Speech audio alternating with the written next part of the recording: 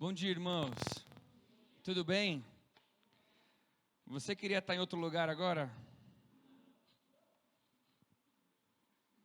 Eu tô brincando. Bom demais estar na casa de Deus, no sentido de onde estamos entre irmãos, né? Por isso que estamos como igreja juntos, né? Muito obrigado pelo privilégio de estar com vocês. Para mim é uma alegria. Principalmente pelo fato de que quando a gente vem em um ambiente como esse, quem passa vergonha é a Andriele sempre mesmo, nunca eu. Porque a filha do Rubens, quando é pequenininha, porque eu tive não sei o quê. E eu ninguém conhece, então quem fica passando vergonha é ela mesmo. Mas é muito bom, obrigado pelo privilégio. E já está avisado que eu vou pregar os próximos 3 domingos, então espero que seja bom no primeiro, para não esvaziar os outros. Porque não vai dar nem para contar com a surpresa. E é aquele cara de novo. Não, serão os próximos 13, então tomara que seja bom. Então, nossa família somos eu, Andriele, a Cecília, que tem 5 anos, o Luca, que tem 1 ano e 4, e a Tereza, que está com 21 semanas. Certo, amor? 21 semanas, daqui a pouquinho a Tereza vem aí. E os Tiagos não só fazem 3 filhos, mas como gostam de morar no mesmo lugar, inclusive. Inclusive, bem conversadinho vai dar para ouvir. As 3 crianças, se elas estiverem chorando na cozinha, por exemplo, vai dar para a gente ouvir. Eu, o Thiago, a Tamli e a Andriele, nós moramos lá no nosso apartamento em 1X. Então, nós estamos aqui no 3º andar e eles estão aqui no 4º andar. O problema é quem mora no 3º do meu lado e no 4º do lado deles, porque o X do contrário é que vai sofrer na nossa mão. Mas vamos lá, vamos falar da palavra de Deus. Aproveitando essa oportunidade de estarmos juntos 3 domingos seguidos, eu vou fazer uma sequência e nós vamos caminhar um pouquinho juntos no livro de Ageu, tá bom? Abre lá em Ageu, ele está na sua Bíblia, existe, tá bom? Pode procurar, se você tem um papel aí na sua mão, você vai lá para o Novo Testamento e volta, que você vai chegar mais rápido. Mas se você está com o seu celular ou com a sua Bíblia digitalmente, vai ser bem fácil de você encontrar. É só clicar no nome Ageu aí, tá bom? Nós vamos caminhar um pouquinho juntos nessa história. Dá um contexto só de ministério, né? Hoje eu sou missionário na Palavra da Vida, uma organização missionária que está presente em mais de 70 países, e minha função principal dentro dessa organização hoje é cuidar da juventude aqui no Paraná. Aqui no Brasil ela está em 7 lugares, e o ministério se desenvolve com acampamento, com seminário, com trabalhos com a igreja local, e aqui no Paraná a minha função é cuidar da juventude, que é o acampamento, as temporadas em janeiro e julho, lá na propriedade da Palavra da Vida, que fica na Lapa. A gente tem um podcast que chama Pastores de Chinelo, porque a ideia é uma conversa entre pastores, mas que não estão com aquela formalidade toda na conversa, então são pastores que estão de chinelo, para tentar conduzir um papo acessível. E a gente, nesse semestre, nós não tivemos, mas no próximo semestre nós queremos voltar com um programa de mentoria para adolescente. Nós já tivemos 7 turmas, e o ano que vem vai ser a nossa 8ª turma. É um programa de mentoria de 6 meses. A gente pega adolescentes da idade do ensino médio, então da 1ª série à 3ª série do médio, e a gente gasta aí um semestre com eles, com mentoria, com discipulado, com ensino e com algumas práticas também de vivência cristã. Então tem sido uma bênção para a gente, essa é a minha responsabilidade na Palavra da Vida. E recentemente eu comecei a trabalhar ali no Colégio Santo Anjo, então também sou orientador educacional lá do ensino médio. Então durante a semana, nas minhas manhãs, eu estou lá no colégio, e à tarde eu estou com os meus filhos. E com a Palavra da Vida. A hora que um dorme, a gente pega o celular, responde um negocinho, não sei o que, e a gente vai se virando e vai dando tudo certo. Mas vamos lá, Ageu, capítulo 1. Nós vamos ler o capítulo 1 inteiro hoje, tá bom? Ageu 1. Diz o seguinte lá: no primeiro dia do 6º mês do 2º ano do reinado de Dario, a palavra do Senhor veio por meio do profeta Ageu, governador de Judá, Zorobabel, filho de Sealtiel, e o sumo sacerdote Josué, filho de Josadaque, dizendo: assim diz o Senhor dos exércitos, este povo afirma, ainda não chegou o tempo de reconstruir a casa do Senhor. Pois a palavra do Senhor veio novamente por meio do profeta Ageu: acaso é tempo de vocês morarem em casas de fino acabamento, enquanto a minha casa continua destruída? Agora, assim diz o Senhor dos exércitos, vejam onde os seus caminhos os levaram. Vocês têm plantado muito e colhido pouco, vocês comem, mas não se fartam, bebem, mas não se satisfazem, vestem-se, mas não se aquecem.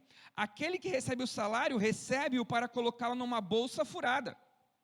Assim diz o Senhor dos exércitos, veja onde os seus caminhos os levaram. Subam ao monte para trazer madeira, construam um templo, para que eu me alegre e nele seja glorificado, diz o Senhor. Vocês esperavam muito, mas eis que veio pouco. E o que vocês trouxeram para casa eu dissipei com um sopro. E por que eu fiz? Pergunta o Senhor dos exércitos. Por causa do meu templo, que ainda está destruído, enquanto cada um de vocês se ocupa com a sua própria casa. Por isso, por causa de vocês, o céu reteve o orvalho, a terra deixou de dar o fruto. Nos campos e nos montes provoquei uma seca que atingiu o trigo, o vinho, o azeite e tudo que a terra produz. E também os homens e o gado. O trabalho das mãos de vocês foi prejudicado. Zorobabel, filho de Sealtiel, o sumo sacerdote Josué, filho de Josadaque, e todo o restante do povo obedeceram à voz do Senhor, o seu Deus, por causa das palavras do profeta Ageu, a quem o Senhor, o seu Deus, enviara. E o povo temeu ao Senhor. Então Ageu, o mensageiro do Senhor, trouxe esta mensagem do Senhor para o povo: eu estou com vocês, declara o Senhor. Assim o Senhor encorajou o governador de Judá, Zorobabel, filho de Sealtiel, e o sumo sacerdote Josué, filho de Josadaque, e todo o restante do povo. E eles começaram a trabalhar no templo do Senhor dos exércitos. E o seu Deus, no 24º dia do 6º mês do 2º ano do reinado de Dario. Vamos lá. Imagine comigo o seguinte: alguém aqui está com, neste exato momento, obra em casa? Alguém está com obra em casa? Não? Tem gente que está com obra a vida inteira, né? Vive dentro de uma obra. A gente está se desfazendo da obra lá em casa, ainda não temos mesa para jantar, mas já jantamos, a gente está jantando na casa. Não tem um lugar para sentar. Mas vamos relembrar aí, talvez todo mundo já tenha passado por um período de obra em casa, tá bom? Então, você está lá, você tem o seu terreno, o seu terreninho, começa uma construção, e você contrata lá os pedreiros, os serventes, o pessoal lá para se dedicar na sua casa, e você compra todo o material bonitinho, entrega na mão ali do pessoal que vai trabalhar, e fala: ó, semana que vem eu volto, para ver como é que estão as coisas. Você passa uma semana fora, e quando você volta na semana seguinte, você percebe que lá no fundinho do terreno, tem umas paredinhas levantadas. Aí você pergunta: hein, aquelas paredes lá no fundo, é para quê? E daí o pedreiro vira e diz: não, é que o senhor tem que entender, que como a gente vai passar muito tempo aqui na obra, a gente pensou em construir um lugarzinho para a gente ter onde ficar. Então tá bom, semana que vem eu volto. Passa uma semana, e você chega na obra, e você percebe que aquele lugarzinho bonitinho, que tinha uma laje lá no fundo, agora está com um telhado bonito. Aí você fala: hein, essa não é a telha que eu tinha comprado para fazer a minha casa? Não, você tem que entender que se a gente fizesse qualquer telhadinho, a obra é grande, extensa, né? A gente tinha que ter um telhado bom para a gente poder morar aqui enquanto a gente constrói a sua casa. Tá bom? Vou comprar mais telha então. Semana que vem eu volto.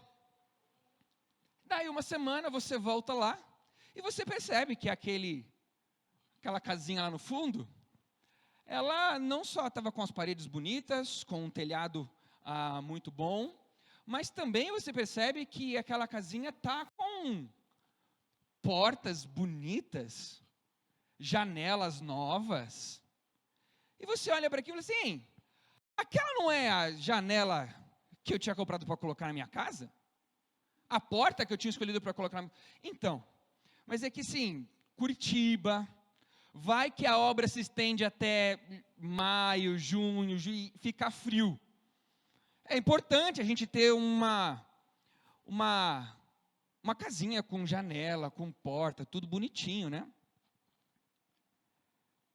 Então você perde a paciência. Porque você está comprando os materiais para que aqueles pedreiros construam a sua casa, mas você chega lá e eles estão construindo uma casa para eles. Você ficaria maluco se isso acontecesse, tenho certeza. É exatamente o que aconteceu aqui no livro de Ageu, em que nós acabamos de ler. Deixa eu contar um pouquinho a história e não se desanime, eu vou chegar lá. Do que está acontecendo aqui no livro de Ageu? Vamos lembrar? Vamos lembrar da história ali no Antigo Testamento? Adão e Eva saiu do jardim. Não desanima, eu falei para você não desanimar, fica tranquilo, tá bom? Adão e Eva saiu do jardim, foram expulsos. Depois de Adão e Eva vem Noé, tá bom? Noé vem os patriarcas, tá bom? Abraão, Isaac, Jacó, José do Egito. Então o povo, ele é levado cativeiro lá para o Egito. Então José cuida do povo, Gênesis 50. Lá no Egito temos Moisés. Moisés liberta o povo da escravidão, o povo volta para casa, libertos da escravidão. Só que antes de eles voltarem e irem para a terra prometida, a terra que emana leite e mel, eles passaram um tempo lá no deserto, certo? Porque eles foram até a beirinha da terra prometida, deram uma espiadinha, 10 falaram que impossível, lá só tem gigante, não tem como a gente entrar lá. 2 falaram, não, ó, Deus prometeu que aquela terra é nossa, então nós vamos entrar lá. Por causa disso, toda aquela geração morreu lá no deserto. Mas durante o tempo no deserto, Deus, ele constituiu o seu povo novamente. Ele deu leis, então a gente vem, Êxodo, Levítico, Números, Deuteronômios, que são as leis de Israel. Josué, então, depois que o povo fica aquele tempo no deserto, Josué entra na terra prometida e conquista, se não inteira, vai depender aí da sua posição escatológica, mas um dia a gente pode conversar sobre isso, mas se não inteira, a maior parte da terra prometida. Josué entra lá, destrói tudo, o povo fica no lugar onde Deus tinha prometido para eles. Nesse tempo, não havia rei. E cada um fazia o que era agradável aos seus olhos. Estamos em Juízes. O povo desobedecia, o povo era castigado por um povo vizinho, o povo de Deus era castigado por uma nação vizinha. Deus levantava um libertador. Esse libertador libertava o povo vivia um tempinho de paz, aí o povo desobedecia, e acontecia isso várias vezes. É aí que a gente encontra Débora, Gideão, Sansão, essa parte da história. O povo pediu tanto um rei, que eles não percebiam que, na verdade, quem deveria ser o rei deles era o próprio Deus. Por isso que o povo não tinha rei. Mas já que eles estavam pedindo tanto, Deus deu um rei para eles. E deu Saul. Saul reina, primeiro rei de Israel, estamos no período da monarquia. Saul reina, aí vem Davi, aí vem Absalão, aí Davi vem, Davi volta, Davi foge, se esconde, e vai, e vem, e aquela história toda. E então, os filhos de Davi dividem, os filhos de Salomão, Davi, Absalão, Salomão, os filhos de Salomão dividem o reino entre norte e sul. Israel, norte, Judá, sul. Aí vem aquele monte de nome de rei, que é bem difícil de a gente guardar a história de cada um deles, mas alguns a gente vai lembrando as histórias. E todo aquele povo dividido entre norte, entre sul, os reis do norte, os reis do sul. Nós estamos em reis, crônicas. No finalzinho desse período, profetas vinham profetizando a respeito da destruição de Israel. Por quê? Vamos rebobinar um pouquinho a história. Vamos voltar lá para Deuteronômios. Deuteronômio, no capítulo 28, tem uma aliança que Deus faz com o seu povo. E essa é a aliança que nós podemos dizer que é a aliança que Deus fez com Moisés. Por isso é uma aliança mosaica de Moisés. E essa aliança basicamente dizia o seguinte. Ela é o capítulo todo de Deuteronômio 28, se você quiser ler. É uma incrível tarefa de casa para nós voltarmos ano que vem para o culto. Domingo que vem para o culto. Se fosse mais um domingo, já ia ser ano que vem também, né? Não. Mas leia Deuteronômio 28.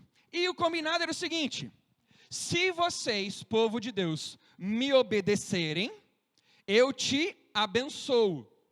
Se vocês me desobedecerem, eu amaldiçoo. E o povo de Israel obedeceu ou desobedeceu? Desobedeceu.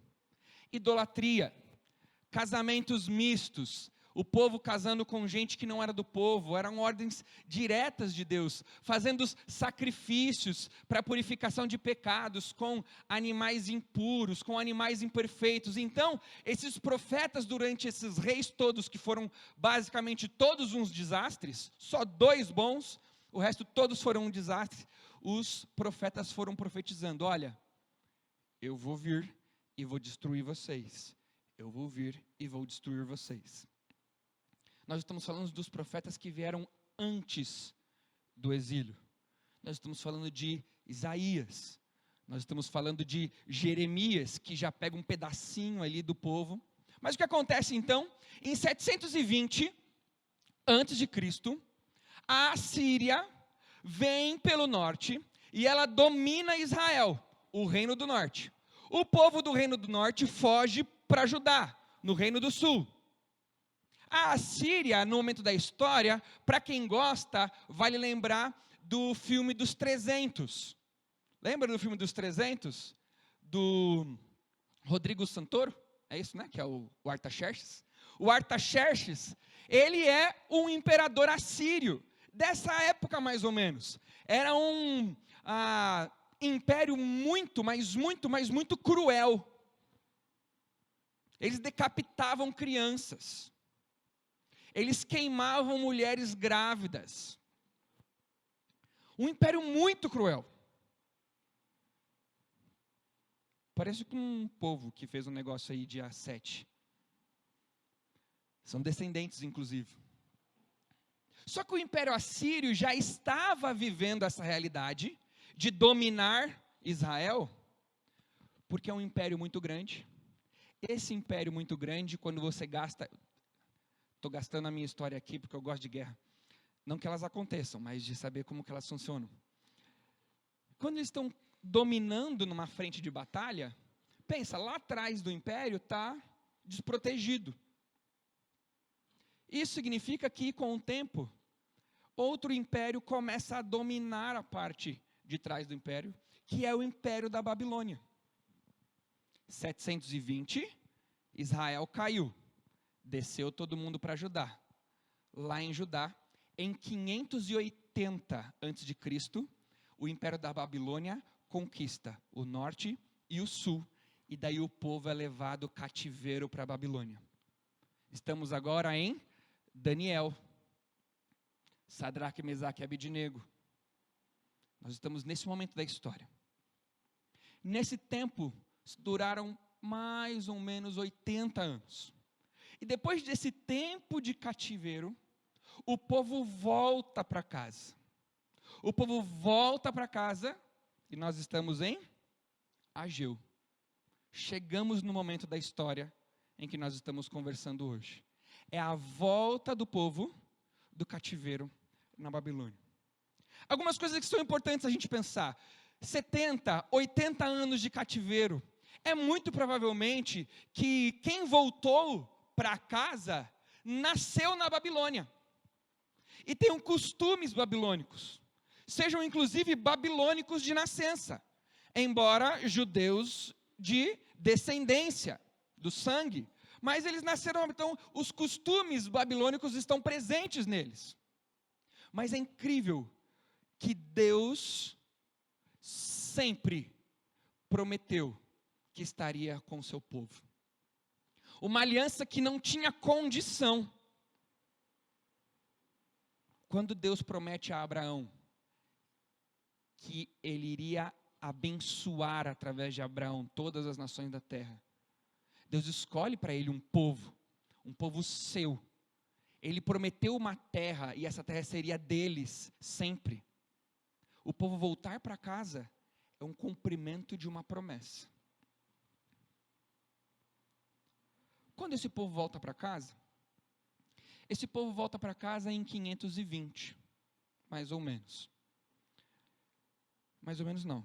Eles voltam em 520, certeza.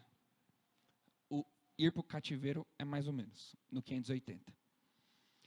Quando ele volta para casa, Deus dá uma ordem. Olha, vocês vão para casa e vocês vão reconstruir o meu templo.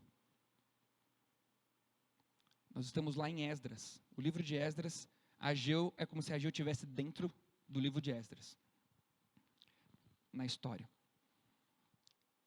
Reconstrua a minha casa. Mas o povo, quando chega lá, ao invés de o povo começar a reconstruir a casa de Deus, eles começam a reconstruir as suas próprias casas.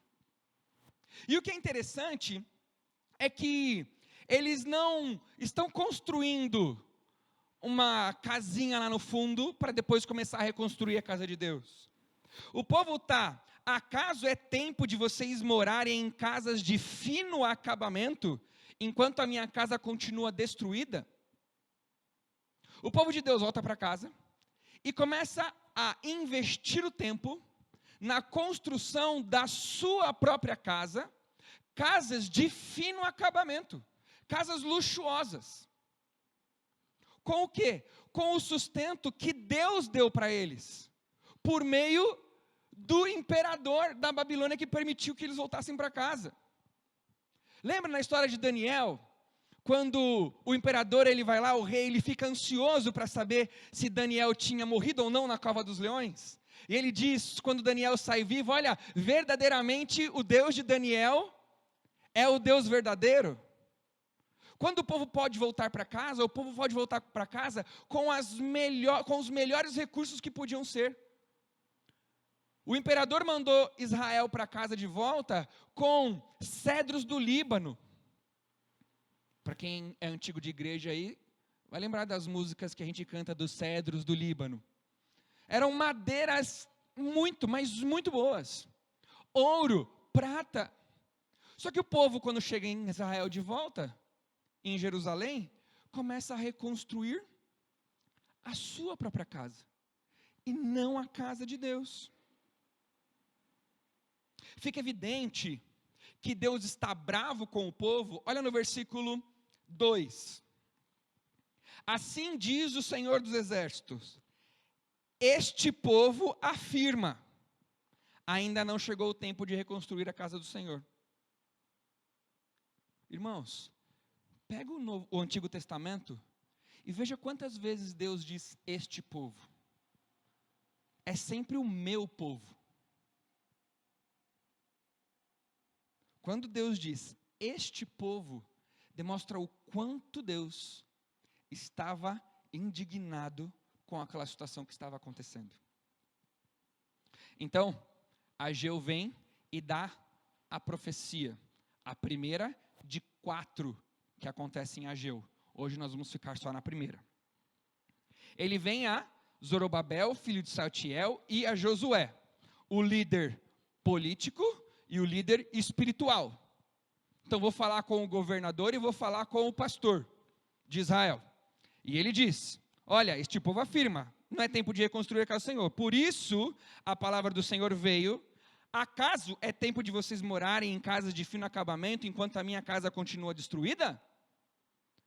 Deus pergunta: acaso é tempo de vocês morarem em casas de fino acabamento enquanto a minha casa continua destruída? Quem é mais importante?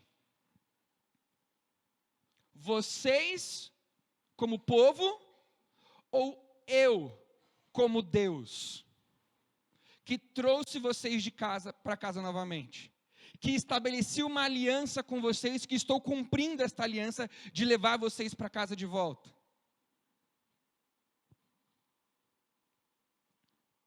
Versículo 5. Agora assim diz o Senhor dos Exércitos: vejam aonde os seus caminhos os levaram.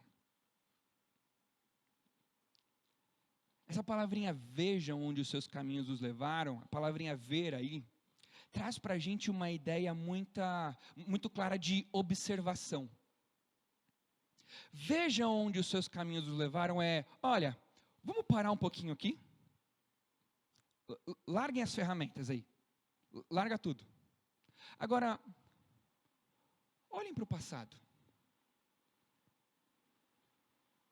Faz 15, 16 anos exatamente que vocês voltaram para casa. E nesse tempo todo, vocês têm plantado muito e colhido pouco.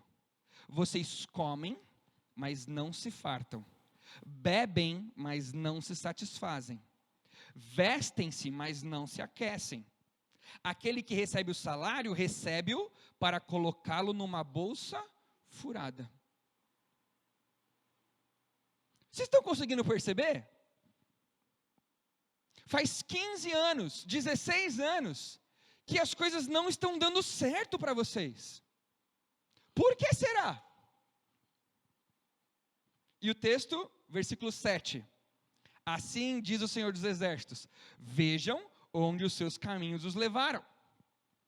Quando nós estamos lendo a Bíblia, algo que nós precisamos olhar sempre e a gente perceber se existe alguma repetição, é porque tem alguma coisa importante aí. Olha lá, no verso 5, agora assim diz o Senhor dos Exércitos: veja onde os seus caminhos o levaram. Aí tem o versículo 6, tudo o que aconteceu com eles. E no verso 7, assim diz o Senhor dos Exércitos: vejam onde os seus caminhos o levaram. Essa expressãozinha, vejam onde os seus caminhos os levaram, está fazendo um sanduíche. Tá? Imagine seu misto, queijo e presunto, tá bom? O pão de cima e o pão de baixo veja aonde os seus caminhos os levaram. E o queijo e presunto é o que estava acontecendo com o povo. Não estraga o meu exemplo agora. O que é mais importante no lanche? O pão ou o queijo e presunto? Gente, achei que ia ser melhor o exemplo que eu dei. O queijo e presunto, gente. Não dá para comer pão com epa em casa, né? Abre o pão, epa, tem nada. Não dá para comer pão com epa. É pão com queijo e presunto, senão não é misto. É pão. Certo? Então essas duas frases, vejam onde os seus caminhos os levaram, elas estão mostrando algo super importante que tem no meio. Que é aonde os caminhos deles os levaram. Agora, dá um pause aí na sua Bíblia e vamos olhar para a nossa vida um pouquinho.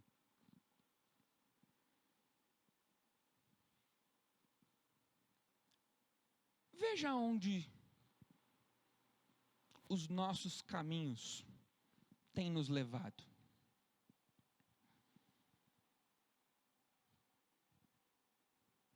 Aonde os caminhos que temos levado têm nos conduzido? Perceba, as coisas não acontecem sem querer. Nós não cremos em destino. Deus nunca perde o controle. Nada na nossa vida e na nossa história é por um acaso. Então, veja, aonde os seus caminhos os têm levado. Puxa vida, mas meu casamento, Tiago, não está dando certo. Veja aonde os seus caminhos o levaram. Puxa vida, Tiago, mas meus filhos eu não estou conseguindo ensiná-los, não estou conseguindo educar. Veja aonde os seus caminhos o levaram. Eu sou muito cauteloso em usar exemplo que envolve dinheiro, mas, Tiago, eu estou passando por muitas dificuldades financeiras. Não estou te dizendo que vir a Deus te trará prosperidade financeira. Não estou dizendo isso. Mas talvez veja aonde os seus caminhos o têm levado. Pode ser que não, mas é bem provável que às vezes uma dificuldade está intimamente ligada com coisas que temos feito para passarmos por essa dificuldade. E às vezes nem é ler mais ou ler menos a Bíblia, ou falar com Deus mais ou falar com Deus menos. Às vezes é só comprar mais do que a gente deveria ter comprado mesmo. Veja onde os teus caminhos os têm levado. Deus pode te ajudar a pagar a fatura. É pouco provável. Não estou dizendo que Ele não pode. É pouco provável. Agora, olhar aonde os nossos caminhos nos têm levado, talvez comece a fazer um pouco de sentido. O porquê plantamos muito e colhemos pouco, comemos, mas não nos fartamos, bebemos, mas não nos satisfazemos, nos vestimos, mas não nos aquecemos, recebemos o nosso salário e parece que estamos colocando ele numa bolsa furada.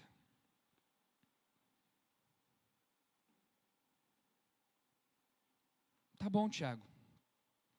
Olhei, parei aqui agora, estou observando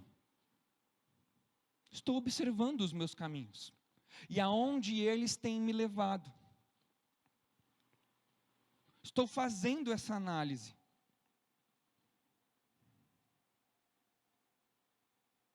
porque, veja no verso 9, o texto vai dizer, vocês esperavam muito, mas eis que veio pouco, e o que vocês trouxeram para casa, eu dissipei como um sopro.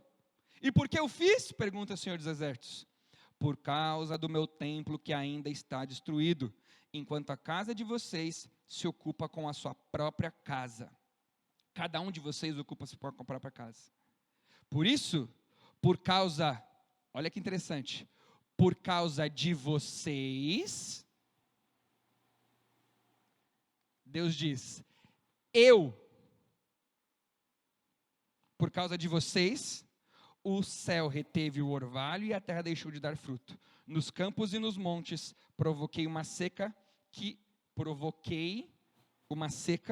que atingiu o trigo, o vinho, o azeite, tudo mais que a terra produz. E também os homens, o gado, o trabalho das mãos de vocês foi prejudicado.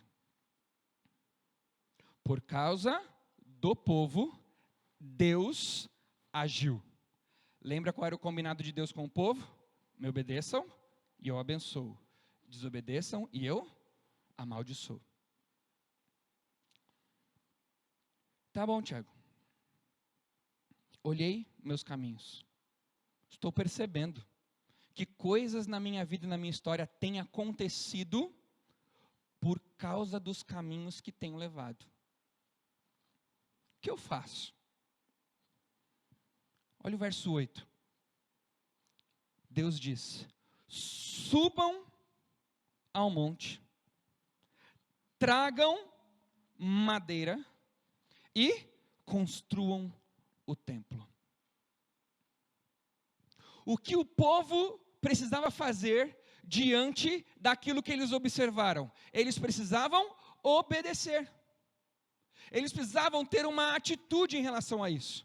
Por isso que a frase vai trazer para a gente 3 ordens. Subam ao monte, tragam madeira e construam o templo. Veja onde os seus caminhos estão te levando. Vá até a sua esposa, peça perdão para ela e obedeça ao Senhor naquilo que é ser um bom marido. Vá ao seu esposo, peça perdão para ele e viva aquilo que a Bíblia diz com relação a ser uma boa esposa. vá até seu chefe, peça perdão a ele e viva como um bom funcionário para ele. Vá até seu empregado, peça perdão para ele e viva como um bom chefe. Vá até seus filhos, peça perdão para eles e reestabeleça um padrão bíblico de paternidade e de maternidade. Vá até a sua igreja, peça perdão a ela e sirva no corpo de Cristo. Vá até a Deus, peça perdão a Ele e reestabeleça o seu vínculo íntimo com Ele. Essa precisa ser a resposta do vejam aonde os seus caminhos os levaram. Porque não adianta eu olhar para a minha história e ela só provocar em mim remorso, e ela só provocar em mim culpa. Puxa vida, de fato eu não consigo mesmo, eu não sei fazer. Sim, essa é uma das melhores sensações que existem na vida. É quando nós descobrimos que nós não conseguimos e que nós não sabemos. É porque é aí nesse momento que nós vamos até aquele que sabe e até aquele que consegue.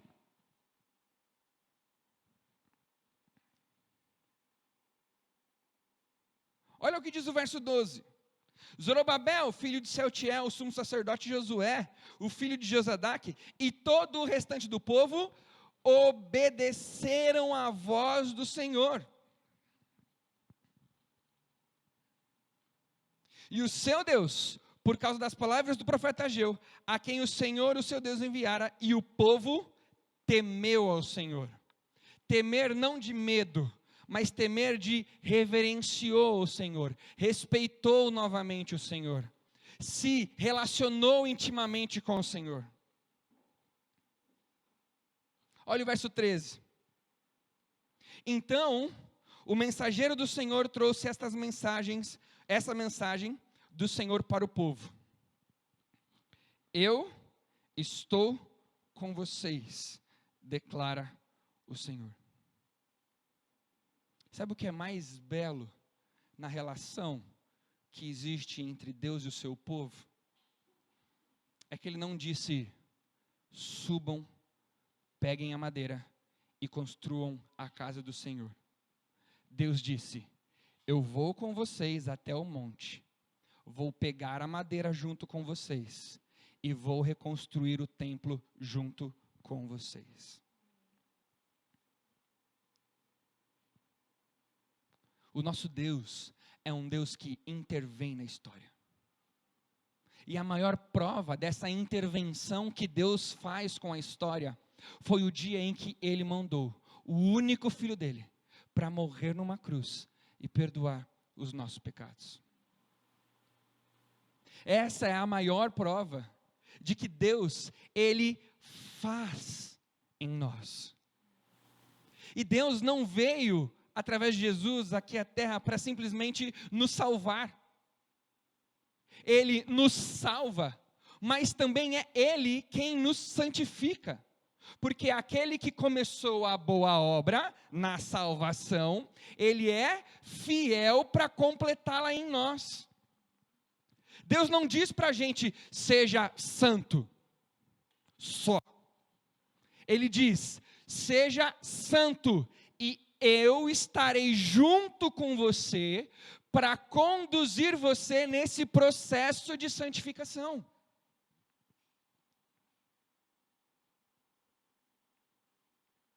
Deus estabeleceu conosco em Jesus uma nova aliança. Lá no Antigo Testamento era, me obedece e eu te abençoo, me desobedece e eu te amaldiçoo. No Novo Testamento, em Jesus não importa o que você faça, eu já te dei tudo o que você precisava, em Jesus. A nossa resposta a Ele é de acordo com este pacto em Jesus que Ele fez conosco. Mas Tiago, tudo bem, Deus ia estar com o povo para reconstruir o templo. Legal. Mas e eu? Mateus 28, 18, 19 e 20.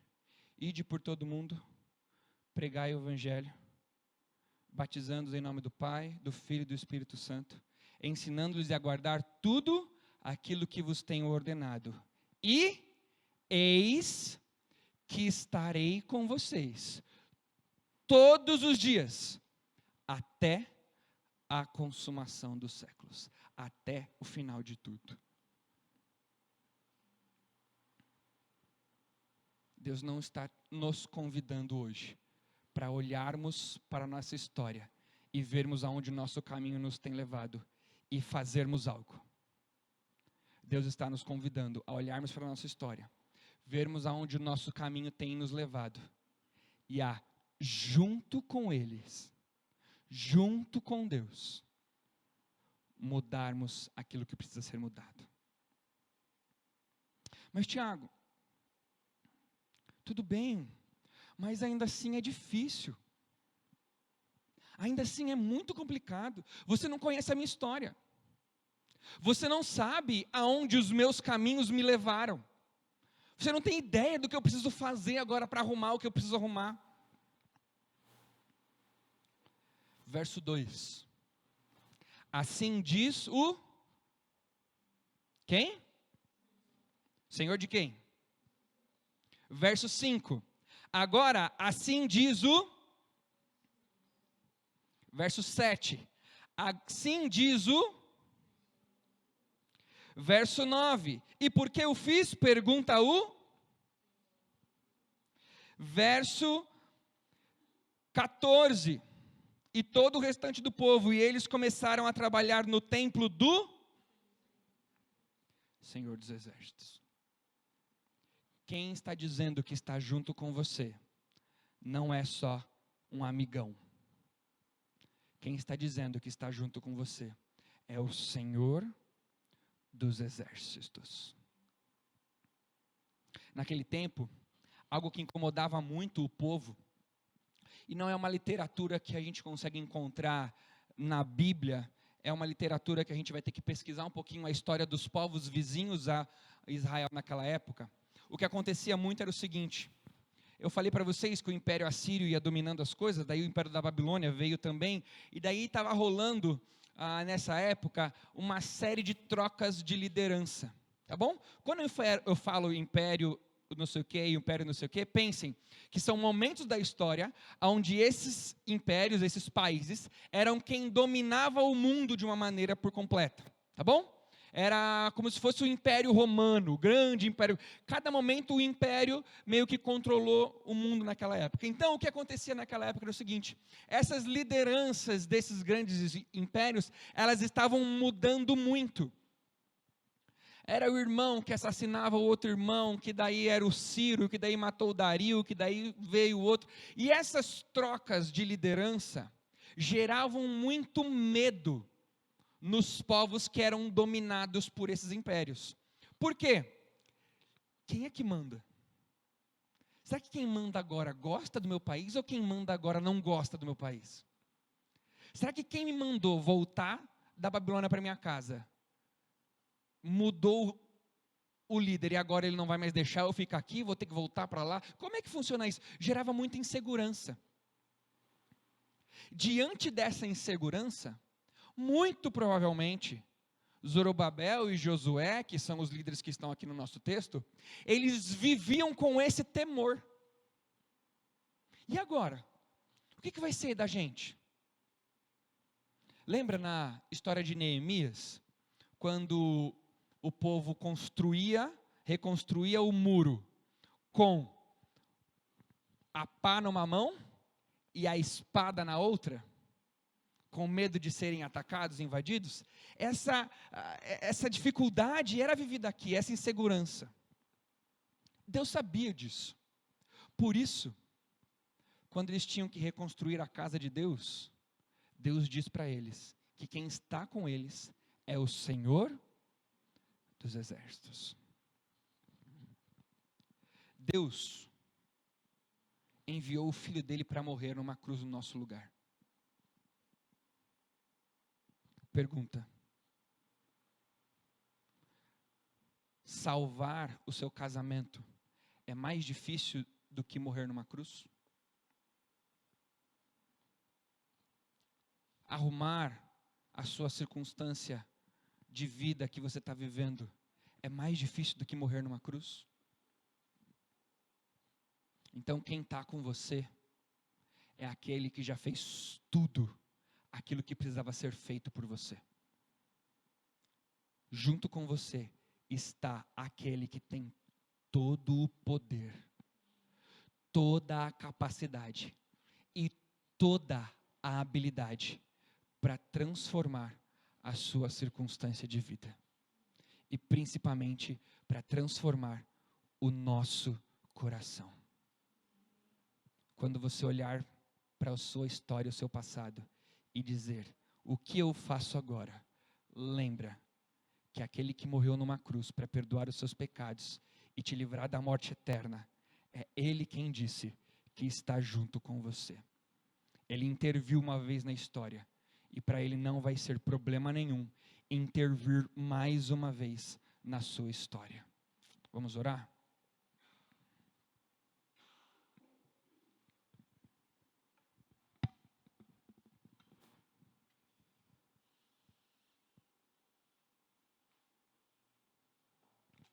Eu não sei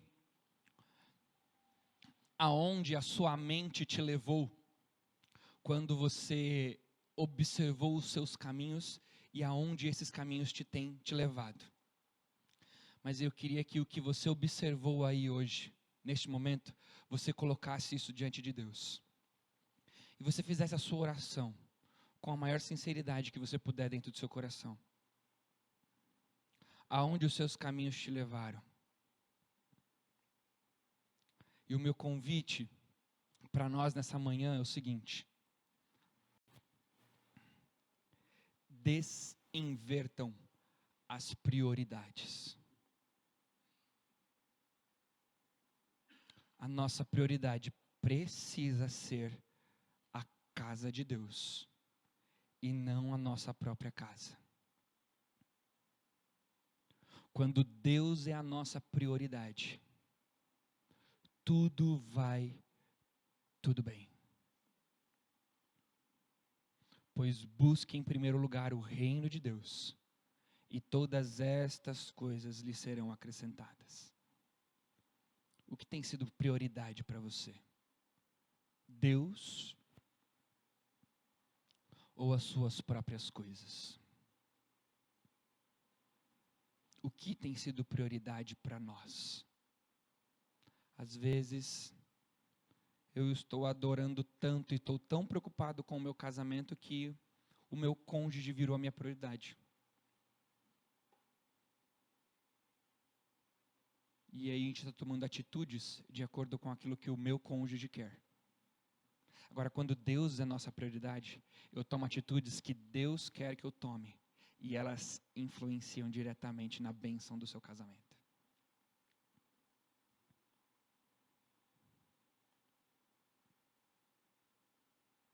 Peça perdão a Deus. Agradeça a Ele porque Ele está junto com você. E reestabeleça as suas prioridades nessa manhã. Daqui um minutinho eu oro para nós encerrarmos.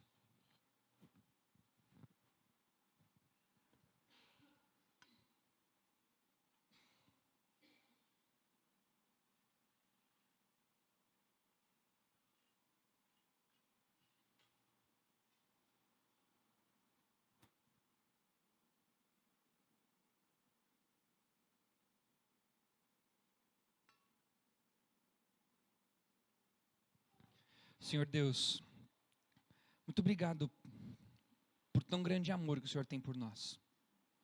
Obrigado porque a Tua bênção está sobre a gente, independentemente de quem nós somos ou aquilo que fazemos. Porque o Senhor morreu numa cruz através do Seu Filho. O Senhor entregou o Seu Filho para morrer numa cruz no nosso lugar. Muito obrigado por isso. Muito obrigado por essa bênção incrível que o Senhor nos ofertou. Nos ajude, Deus, a olharmos para ela, sabemos que o Senhor está sempre junto com a gente. E nos ajude a desinvertermos as nossas prioridades. Que o Senhor seja o nosso foco, o nosso alvo, o nosso centro, sempre, a todo momento. Obrigado, Pai, porque nesta mudança e nessa transformação temos a certeza de que o Senhor está junto com a gente. Obrigado pelo privilégio de não sermos entregues às nossas próprias vontades, mas estarmos entregues à vontade daquilo que o Senhor tem para a nossa vida e para a nossa história. Em nome de Jesus. Amém. Amém, irmãos. Muito obrigado pela oportunidade. Um bom domingo para todos, mas eu não sou o pastor da igreja, é o pastor da igreja que encerra o culto. Então, irmãos, Deus abençoe. Bom domingo. E até semana que vem.